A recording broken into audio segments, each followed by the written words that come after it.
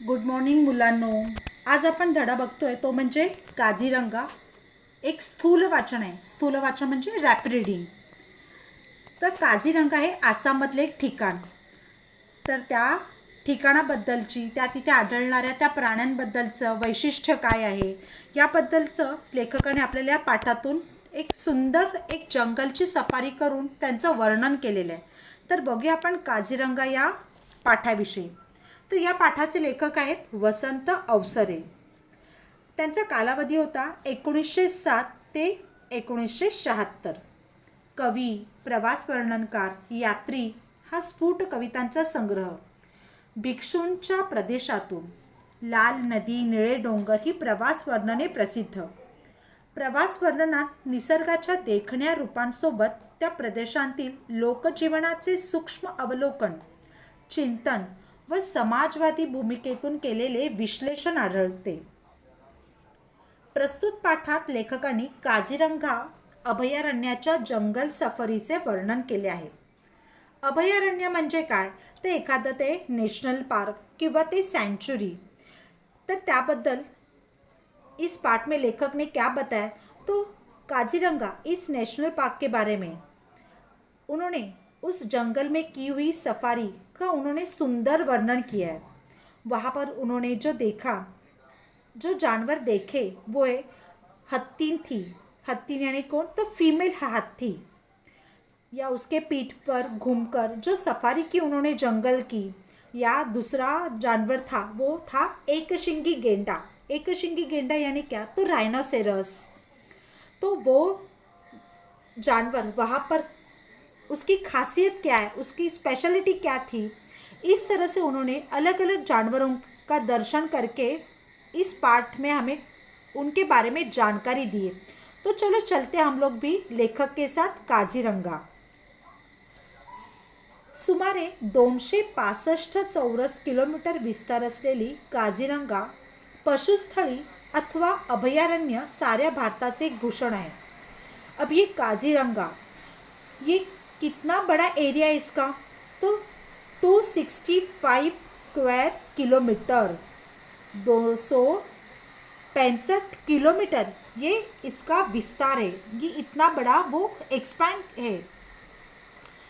काझीरंगा पशुस्थळी किंवा अभयारण्य साऱ्या भारताचे एक भूषण है. ये एक सेंचुरी, ये काझीरंगा, ये नेशनल पार्क एक भारत के लिए एक अभिमान वाली बात है. एक आफ्रिका सोडल्यास इतके विविध आणि असंख्य पशुपक्षी आसामशिवाय जगाच्या पाठीवर इतरत्र कुठेच आढळत नाही.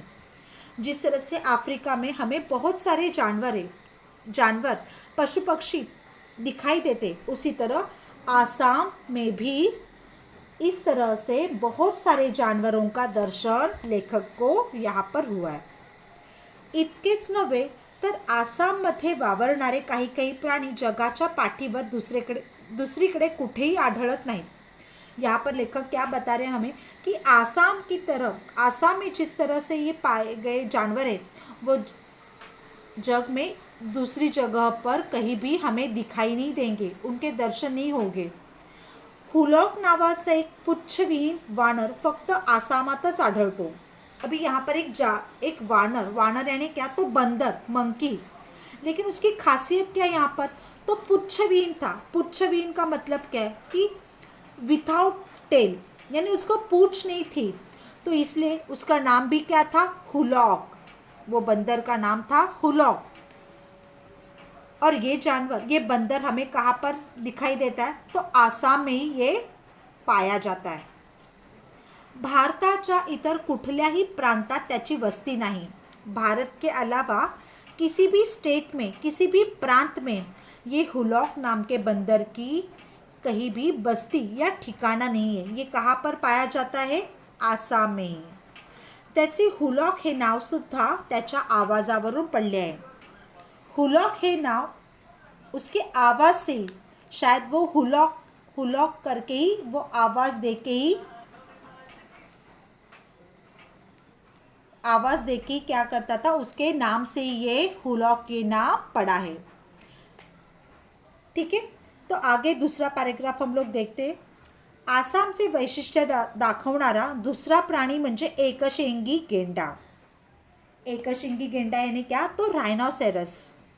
अभी आसाम की खासियत क्या है, स्पेशलिटी दिखाने वाला दूसरा जानवर कौन सा, तो एकशिंगी गेंडा। राज्य सरकारचे प्रतीक म्हणून आसामात ठिकठिकाणी त्याचे पुतळे उभारलेले आहेत। राज्य सरकार का प्रतीक, एक सिंबल, आसाम का एक सिंबल दिखाने वाला जानवर कौन सा, कि वहाँ पर हर तरफ इसी जानवर के यानी एकशिंगी गेंडा या राइनोसेरस के ही स्टैचूज हमें दिखाई देते। कुणी म्हणेल हा अगदी निर्बुद्ध प्राणी, निर्बुद्ध यानी जिसको अकल नहीं या निर्बुद्ध है, ऐसा प्राणी ये पाया जाता है। लेकिन वही निर्बुद्ध प्राणी आगे जाके देखते हम उसके बारे में बहुत सारी अच्छी अच्छी जानकारी उसके बारे में दी गई है। एखाद्या राज्याचे प्रतीक म्हणून का पसंत केला जावा, अगर ये निर्बुद्ध प्राणी है तो उसे उस स्टेट के लिए उसको सिंबल क्यों दिया गया, उसको ही क्यों पसंद किया गया, इतने सारे जानवरों में सिर्फ उसी को ही क्यों चुना गया है, ऐसे सारे सवाल मन में आते हैं। पण प्रथमदर्शनी वाटतो तितका हा प्राणी टाकाऊ नाही। कोणातरी इंग्रज कवीने गेंड्यावर एक लहानशी कविता करून तो माणसांपेक्षा कसा श्रेष्ठ आहे ते दाखवले। एक इंग्रज कवि ने इस गेंडे पर, इस राइनोसेरस पर एक छोटी सी कविता की है, और वो जानवर भी इंसान से भी कैसे, किस तरह से वह श्रेष्ठ, बड़ा कहा गया है और किस तरह से वो बड़ा माना जाता है, ये उस कवि ने हमें दर्शाया है। पुढे बघूया आपण, एखाद्याचा पुतळा पाहणे आणि त्याला प्रत्यक्ष पाहणे यात फार फरक असतो। बघा, किसी जानवर का स्टैचू देखे और वो प्रत्यक्ष पाहणे, प्रत्यक्ष पाहणे म्हणजे काय, तर आमने सामने उसको देखना, उस जानवर को देखना, बहुत फरक रहता है उसमें भी। मी तर गेंडा व त्याच्याबरोबर आसामातले इतर पशुपक्षी प्रत्यक्ष व जवळून पाहण्याची संधी मिळावी म्हणून काझीरंगाला आलो होतो। लेखक गेंडा या राइनोसेरस देखे या फिर उस आसाम में दिखाई देने वाले बहुत सारे पशु पक्षी, इन सबको नज़दीकी से देखे, उन्हें देखने का चांस मिले, इसलिए लेखक कहाँ पर आए थे, सफारी कहाँ पर चल रही थी उनकी, तो काझीरंगा वो आए थे। अशा ठिकाणी वन्य पशु बहुधा सकाळी लवकर अथवा सूर्यास्ताच्या वेळी पाहायला मिळतात। इस तरह से ये वाइल्ड एनिमल्स, ये वन्य पशु ज़्यादा करके हमें सुबह जल्दी दिखाई देते अथवा सूर्यास्त के समय, सूर्यास्त यानी क्या, तो इवनिंग टाइम, तो सूर्यास्त के समय भी हमें इनके दर्शन होते हैं। आदल्या रात्री खूप पाऊस पडला होता, तेव्हा सकाळी जर पावसाची बुरबुर चालू राहिली तर जंगलात जाणे कठीण हे मी जाणून होतो। पावसाची बुरबुर यानी क्या, अगर बारिश कंटिन्यूस रहेगी तो जंगल में जाना लेखक के लिए कठिन होगा, वो बाहर नहीं जा सकेंगे, है ना, बराबर। पण माझे नशीब जोरदार होते, यानी लेखक क्यों बोल रहे ऐसे, माझे नसीब जोरदार होते, यानी उनका नसीब अच्छा था, ऐसा क्यों उन्होंने कहा। तो दुसऱ्या दिवशी सकाळी आकाश पूर्णपणे निरभ्र होते, यानी एकदम आकाश, आसमान पूरा साफ था, यानी वो बाहर जा सकते थे, वो जंगल सफारी के लिए निकल सकते थे।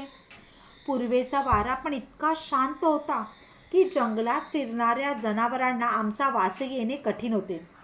पूरब से आने वाली हवा भी इतनी शांत थी कि जंगल में घूमने से जानवरों को भी हमारी बू या हमारा स्मेल भी आना कठिन था, बराबर ना। जानवरों को स्मेल आता है ना इंसानों का, या फिर जंगल में मरे हुए जानवरों की स्मेल उन्हें आती है, उन्हें संकट का आघात पहले ही हो जाता है, बराबर। इसी तरह काझीरंगाची भूमी ही कर्दम भूमि आहे। कर्दम भूमि यानी क्या, तो पूरा कीचड़ से भरी हुई भूमि, कर्दम यानी क्या, तो कीचड़। तर काझीरंगाची भूमी कर्दम भूमी आहे। इथल्या कमरे इतक्या चिखलातून फिरणे माणसाला अशक्यच। यहाँ पर कमर इतना चिखल या कीचड़ भरा हुआ रहता है और इसीलिए इंसान को उस कीचड़ में से चलना पॉसिबल नहीं है, इसलिए वो क्या करते थे, हमेशा हाथी की सवारी पर से ही वो काझीरंगा की सफारी करते रहते। शिवाय इथे सर्वत्र इतके उंच गवत वाढलेले असते कि त्यात हत्तीवर बसलेला माणूसही लपून जातो. वहाँ पर घास इतने बड़े बड़े हुए थे कि वहाँ पर हाथी पर भी बैठा हुआ इंसान उसमें से छुप जाता था. प्रवाशांना या जंगलात फिरवून आणण्यासाठी आसाम सरकारने 15-20 हत्ती खास शिकवून तयार ठेवलेले आहेत. इस तरह से जो प्रवासी थे, जो वहाँ पर उस जंगल की सफारी करने के लिए जो लोग आते थे, उनके लिए आसाम की सरकार ने वहाँ के हाथियों को 15-20 हाथियों को क्या किया था, ट्रेन किया था.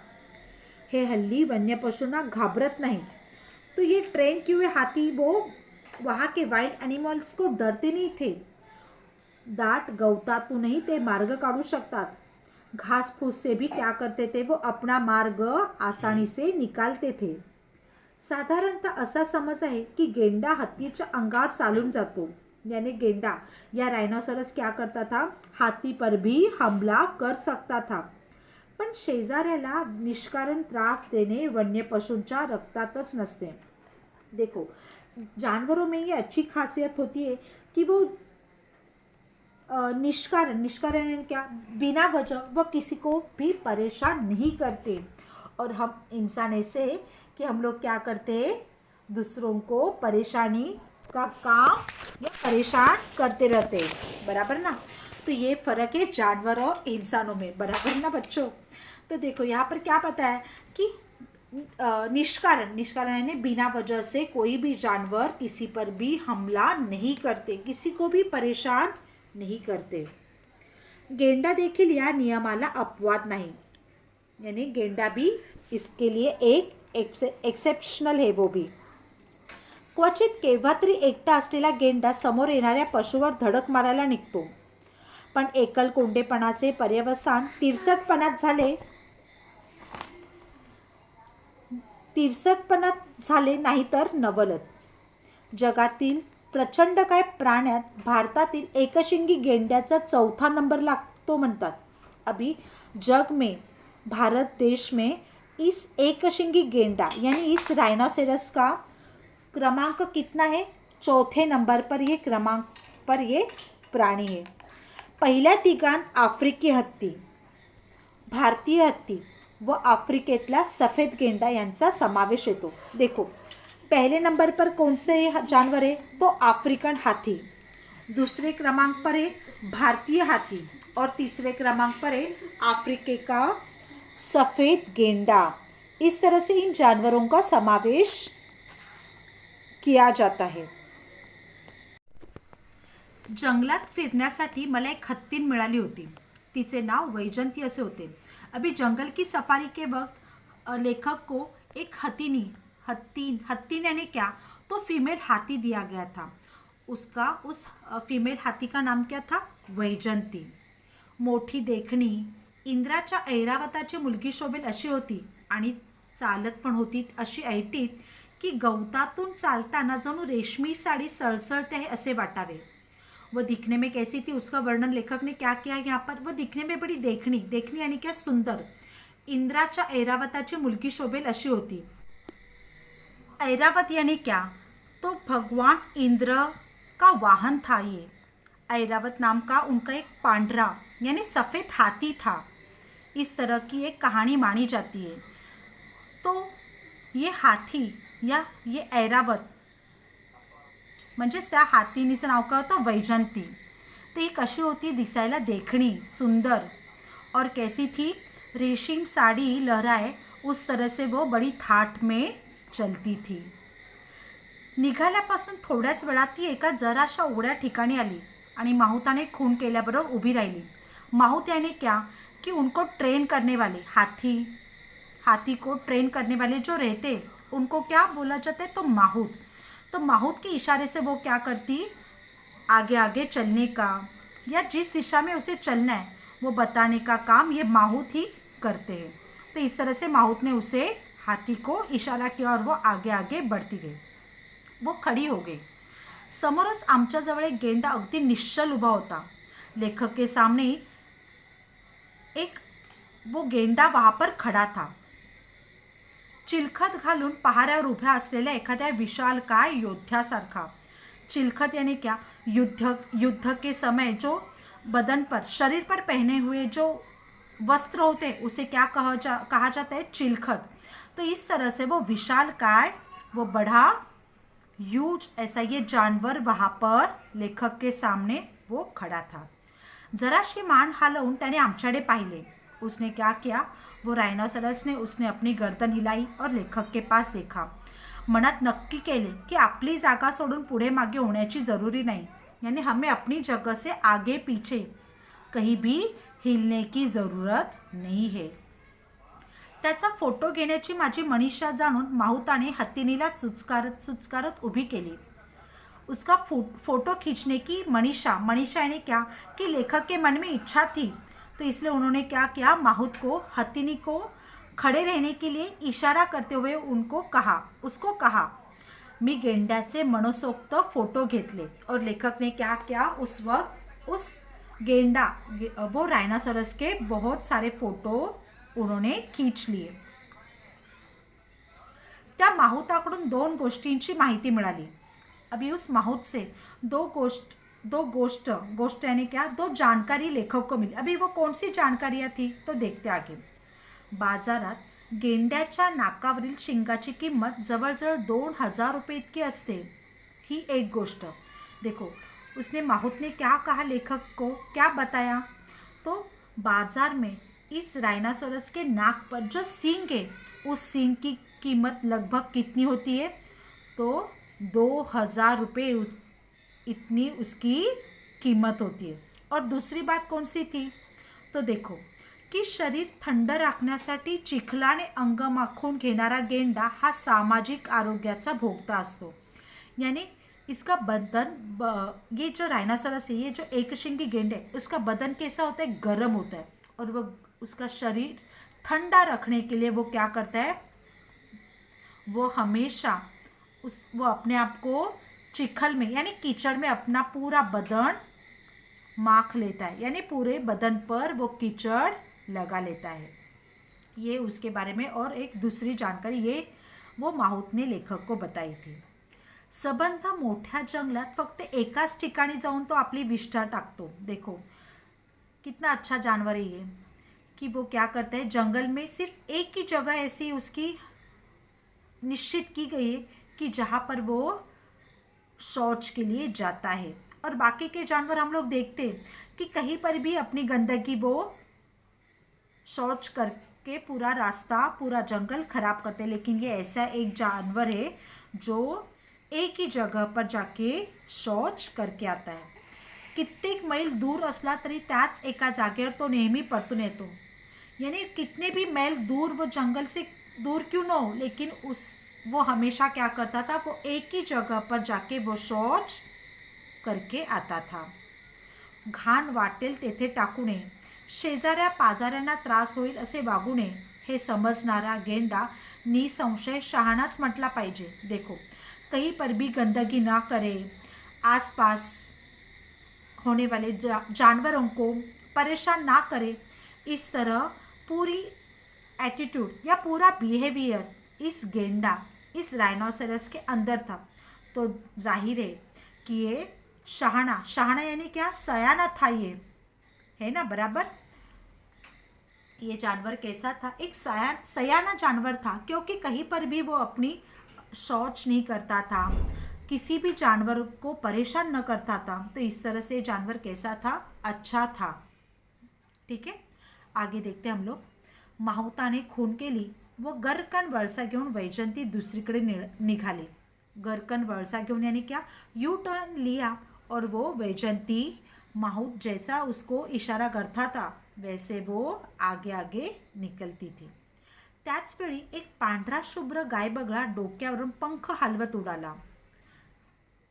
पांढरा शुभ्र यानी सफ़ेद रंग का एक क्रेन जो गाय के ऊपर से वो पंख हिलाते हुए वो उड़ गया। मी लगेच मनात नक्की केले की जवळपास कुठेतरी रान म्हशींचा कळप असला पाहिजे। रान म्हशी म्हणजे काय, यानी क्या, तो जो जंगल में होने वाली जो भैंस होती है उनको क्या कहा जाता है, रान म्हशी। तो लेखक को पता चला कि इस तरह से ये सफ़ेद कलर के ये क्रेन यहाँ पर दिखाई दे रहे, तो जाहिर है कि यहाँ पर भैंस भी बहुत सारी संख्या में यहाँ पर इस जंगल में दिखाई देंगी। माझा तर्क खरा ठरला। लेखक ने जैसा अनुमान किया था, जिस तरह से गेस किया था, वो सही था। गिरकी घेऊन बगळा जिथे उतरला त्या दिशेने माहुताने वैजंतीला हाकारले आणि 5-15 म्हशींचा एक कळप शांतपणे चरताना आमच्या दृष्टीस पडला। आगे लेखक को 5-15 भैंस का एक ग्रुप वहाँ पर घास चरते हुए दिखाई दिया। म्हशी गवतातून चालतात त्यावेळी गवतातले अनेक लहान कीटक घाबरून हवेत उडतात। उस घास फूस पर बैठे हुए छोटे छोटे जो कीटक थे, इंसेक्ट्स थे, वो गाय के वहाँ पर या भैंस के वहाँ पर आने से, उस घास में आने की वजह से क्या होते थे, वो इंसेक्ट्स डर के मारे उड़ जाते थे। त्यांना खाण्यासाठी बगळे नेहमीच म्हशींच्या जवळ अथवा त्यांच्या पाठीवर येऊन बसतात और उन इंसेक्ट्स को खाने के लिए ये भैंस हे बगळेच नेहमी म्हशींच्या जवळ किंवा त्यांच्या पाठीवरही येऊन बसतात। ये क्रेन्स क्या करते थे, उन इंसेक्ट्स को खाने के लिए भैंस के पीठ पर आके बैठते थे। विशाल शिंगांच्या 10-15 म्हशींच्या मधून वावरणारे बगळे पाहून मनात आले की निसर्गाची काळ्यावरची पांढरी लिपी केव्हा तरी कागदावर चित्रित केली पाहिजे। विशाल शिंग यानी क्या, शिंग यानी क्या, हॉर्न्स, और विशाल यानी क्या, ह्यूज, बहुत बड़े सींग। तो इस तरह से ये 10-15 जो भैंस थे, वो जो उस गवत से उस जो चारा चरने के लिए वहाँ पर निकलते थे, तो वहाँ पर जो बहुत सारे ये क्रेन्स भी तो थे। तो इस तरह से यहाँ पर जो दिखाई दिया, ये जो चित्र था, ये दर्शन जो लेखक हुए, ये देख के तो वो बहुत प्रसन्न हुए थे। आसामी जंगलातल्या या रानमशींची शिंगे दिसायला मोठी, सुंदर आणि विशाल अर्धचंद्राकृती असतात। इस आसाम जंगल में ये जो भैंस थी, ये जो जंगली भैंसें थी, उनके सींग भी कैसे थे, बहुत बड़े, सुंदर और विशाल यानी क्या, ह्यूज, बहुत बड़े। और कैसे थे वो, अर्धचंद्राकृति यानी क्या, तो सेमी सर्कल था वो, अर्धचंद्र के आकार में वो उनके सींग थे। पुढचा पॅरेग्राफ बघूया। हत्तीपेक्षाही उंच असलेल्या एलिफंट ग्रास म्हणजेच काय तर हत्ती गवत मधून चिखल तुडवत माहुताने वैजंतीला पुढे काढले। उस घासफूस से भी क्या किया, वो चिखल यानी वो मड़ी एरिया था ना ये पूरा, तो इस कीचड़ में से भी माहुत ने क्या किया, अपनी वैजंती को, वो हथिनी को उस कीचड़ में से धीरे धीरे करके बाहर निकाला। थोडे अंतर चालून गेल्यावर मध्येच थांबून तिने सोंड वर केली। शायद उसको कुछ घटना या आघात का संदेश वो बताना चाहती है, इसलिए उसने अपनी सूंड ऊपर करके वो कुछ बताना चाहती थी आणि तुतारीसारखी दीर्घ किंकाळी फोडली, यानी चिल्लाई। मला वाटले काहीतरी संकट आहे, कुछ मुसीबत है आगे शायद, ऐसे लगा लेखक को। माहुताने इकडे तिकडे नजर फिरवली आणि हत्तीनीला पुढे चालण्याची सूचना केली। माहुत ने भी यहाँ वहाँ अपनी नज़र घुमाई और उस वैजंती को, उस हथिनी को आगे चलने की सूचना दी। सावधपणे पावले टाकत गवतातून चालत ती एका डबक्यापाशी आली। धीरे धीरे वो अपने पैर डालते डालते उस एक पॉन्ड के पास आई। डबक्याच्या काठावर एक हरिण मरून पडले होते।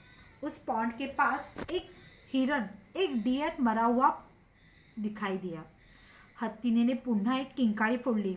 वो वापस चिल्लाई, शायद वापस कुछ वो बताना चाहती है कि आगे और कुछ मुसीबत है, तो इसलिए वैजंती, वो हाथी फिर से चिल्लाई। तोंड हवेत फिरवून चारी दिशांचा वास घेतला। देखो इन जानवरों की स्मेल पावर बहुत स्ट्रांग होती है, बराबर ना। तो अगर उनको कहीं से स्मेल आ रहा है तो वो फौरन अपने माहुत को या वो सफारी करने वाले लोगों को संदेश देना चाहते, अपने चिल्लाने से, अपने वो आवाज़ से वो बताना चाहते। जणू काय मृत्यूची पावले आजूबाजूला कुठे रेंगाळत आहेत की काय याचा मागोवा ती घेत होती। माहुताने वैजयंतीला जरा खाली वाकायला लावले माउथ ने क्या किया, वैजंती को, उस हाथीने को नीचे झुकने के लिए कहा आणि आपल्या सोबत्याला खाली उडी मारायला सांगितले. उस हाथी पर जो बैठे हुए जो थे ना लेखक, उनको भी नीचे जंप करने के लिए कहा गया. त्या सोबत्याने खाली उतरून हरणाच्या प्रेताचे नीट परीक्षण केले. अभी यहाँ पर सोबती यानी कौन था, तो वो माहौत के साथ और एक आदमी था. लेखक को नहीं उतारा उन्होंने, वो जो आदमी था उसको नीचे उतार कर ऑब्जर्व करने के लिए कहा. तो उसने क्या देखा वहाँ पर, तो हरणाच्या प्रेताचे नीट निरीक्षण केले. तो वहाँ पर जो हरिण मरा हुआ था ना, जो डियर था ना वहाँ पर, तो वहाँ पर उसको ऑब्जर्व करने के लिए कहा. अभी क्यों ऐसा कहा होगा ऑब्जर्वेशन के लिए, तो देखो, कुठल्या तरी प्राण्याने छातीत शिंग खुपसून त्याची हत्या केली होती. अभी उस वक्त ऑब्जर्वेशन करने से क्या पता चला कि किसी जानवर ने क्या किया था, उस हिरण के छाती में यानी चेस्ट में सींग खुपस कर उसकी यानी सींग से उसकी हत्या की थी. किती नाजूक सुंदर जीव. पण जनावराच्या एका आंधळ्या वेड्या लहरीबरोबर चक्काचूर झाला त्याचा. माझे मन क्षणभर बधीर झाले. यानी लेखक को ये दृश्य देखकर बहुत दुख हुआ. काझीरंगाचा विस्तीर्ण वनप्रदेश तुडवत आणि भिजलेल्या वाऱ्यावर मंद मंद गतीने तरंगत गिरक्या घेणारा जमिनीचा व गवताचा वास हुंगत वैजयंती प्रवासी बंगल्याच्या दिशेने चालू लागली. जिस बंगले में ये लेखक रुके हुए थे, उस बंगले की तरफ ये वैजयंती ने क्या किया, लेखक को उस तरफ, उस दिशा में लाके छोड़ दिया. का कोण जाणे, पण वाटेत पुन्हा ती थबकली. याने डर गई, रुक गई. क्यों अभी ऐसे. त्याच वेळी समोरून हरणांचे कळप उड्या मारत पळत पळत निघून गेला. वैजयंती को क्या दिखाई दिया कि हिरण का बहुत सारे हिरण उस वक्त क्या कर रहे थे, जंप करते हुए उसके नज़र के सामने से निकल रहे थे. त्या हरणांकडे पाहून एका विलक्षण समाधानाने माझे मन भरून आले. उन हिरणों के पास देख के मेरा मन समाधानी से यानी खुशी से भर आया. त्यांचा तो कळप सारंगांचा आहे असे मनाला वाटू लगे. सारंग यानी क्या, तो संस्कृत में हिरण को क्या कहा जाता है, तो सारंग. तो ये हिरण को देखकर लेखक का भी मन समाधान से, खुशी से भर आया था. किंचित काळसर रंगावर अस्पष्ट पांढुरके ठिपके असलेल्या हरणांना संस्कृत भाषेत सारंग म्हणतात. जिस तरह से हिरण के ऊपर बदन पर जो पांढुरके यानी वाइट जो स्पॉट्स होते हैं, तो इस तरह से उन हिरण को संस्कृत भाषा में क्या कहा जाता है, तो सारंग, इस नाम से उन्हें पहचाना जाता है. यह हरणांचा कळप वेगाने जातो. बड़ी स्पीड से ये भागदौड करते रहते. त्यावेळी एखादा काळा पांढरा ढग वाऱ्यावर तरंगतो आहे असे वाटते. ढगालाही संस्कृत भाषेत सारंग हे नाव आहे. ढग यानी बादल को भी संस्कृत भाषा में सारंग इस नाम से ही पहचानते हैं. वैशाखातल्या पांढुरक्या ढगासारखे क्षणाक्षणाला वेगळे रूप घेणारे मन तिथे घोटाळत असता वैजंती काझीरंगाच्या कडेला येऊन उभी राहिली. वैजंती वो हाथी काझीरंगा के एक जगह पर, एक जंगल के पास वो जाके खड़ी हो गई. आसमान में इस बैसाखी में जो उसको आसमान में जो अलग अलग रूप उसको दिखाई दे रहे थे, तो इस तरह से वो उस एक जंगल के पास एक साइड में वो खड़ी हो गई. प्रवासी बंगला तेथून जवळच होता और उसके पास ही वो प्रवासी बंगला यानी लेखक जिस बंगले में रुके हुए थे, वो बंगला भी उसके पास ही था और उसके आसपास ही वो खड़ी थी. तो ये था लेखक ने किया हुआ काजीरंगा का वर्णन. जो जंगल सफारी थी, जो उस जंगल में दिखाई देने वाले ये एकशिंगी गेंडा या वैजंती जैसा फीमेल हाथी या फिर हुलॉक नाम का वो बंदर, फिर भैंस, इस तरह से लेखक ने क्या किया, इस पाठ में से हमें उन लोगों की, उन जानवरों की हमें पहचान बताई, उनकी विशेषता बताई गई है. और ये एकशिंगी गेंडा किस तरह से निर्बुद्धि ना होते हुए भी ना होते हुए भी वो किस तरह से सयाना है, यह हमें अच्छी तरह से पता चल गया है। ठीक है, तो मुझे आशा है कि आपको ये लेसन अच्छी तरह से पता चल गया होगा। Thank you.